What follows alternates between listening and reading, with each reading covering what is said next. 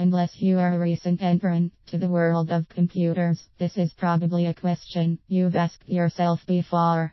After all, if your computer doesn't work properly, you may have a strong instinct to throw it out and go get another one, but keep wondering if it is worth fixing.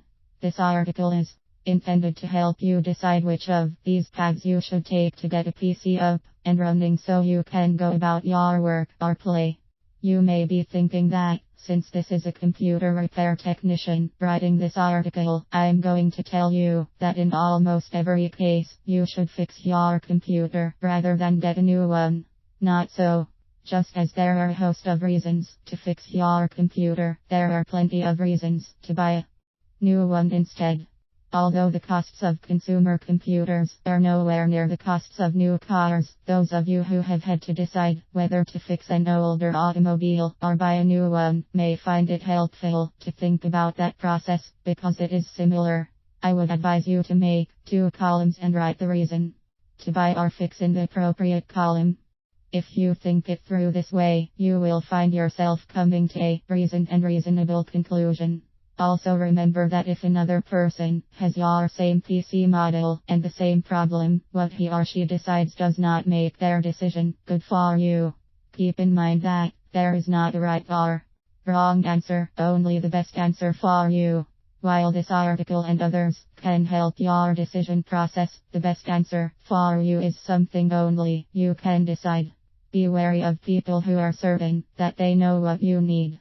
Let's look at some reasons to repair your current computer. Budget. Although the extra expense can be worth it, buying a new PC is usually more expensive than fixing your current computer. If you are on a tight budget or are just a frugal person, fixing most problems may be best for you. Data. This second reason is related to the budget item. Whichever route you decide to take, you can usually keep your pictures, documents, music, emails, business files, and important personal information. It is easier, though, if you are keeping your computer, because if you get a new PC, you will have to pay someone to transfer that information to a new PC. Many of you can do this without problem, but not everyone can. Also, if your PC won't boot to Windows and the data has to be extracted from the computer, most of you will need someone to get the data off the hard disk, which means you will be paying both for a new computer plus a service fee to a computer technician.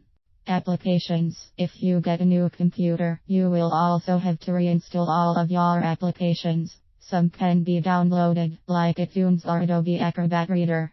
Any that you paid for, such as Microsoft Office, however, will likely be on CD/DVD. They must be installed from this media, along with the product key that came with them. My experience has been that both organized and unorganized people have a tendency to lose application CDs, particularly if they have had their computer for several years. Before buying a new computer, gather all of your application installation CDs and make sure you have a disk for all the applications you use. You may be able to avoid this process and have all your applications as they were if you get your computer fixed. However, it should be noted that if the proposed fix to your current PC is to reinstall Windows, this issue is moot, because all of your applications will have to be installed on a new Windows installation, just as on a new PC.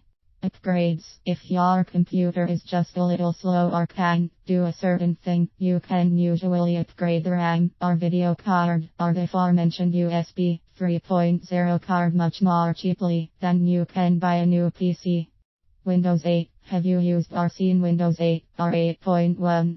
If you get a new computer, it will have Windows 8.1 on it. This is important because for all its pros and cons, and I don't wish to engage those questions here, many people find it hard to use and a significant departure from the interface of Windows 7 and earlier versions. Like anything else, you would probably get used to it, no matter how much you dislike it, but if it isn't intuitive to you, why buy a machine that comes with it? Windows 7 can be put on new computers after purchase by computer technicians if you buy a copy online. But again, you would be paying more this time for a new computer, plus a legitimate copy of Windows 7, plus the cost of a service technician to install Windows 7 on the computer. Right fit, buying something new is usually seen as sexier than keeping or repairing something used. So if none of the reasons above grab you, think of this. If you were happy with your computer before it needed to be fixed, happy with its speed, memory, accessories, capabilities and performance, it is likely that that computer is the right fit for you. Why get another computer when you can probably spend less and get to keep something that fits you? Now let's take a look at some of the reasons to replace your broken computer rather than fix it. Although there is no specific age at which retirement and replacement kicks in, most people know it when they see it. If your computer was slow even when in tip-top shape, that's probably a clue you need to go to the computer store.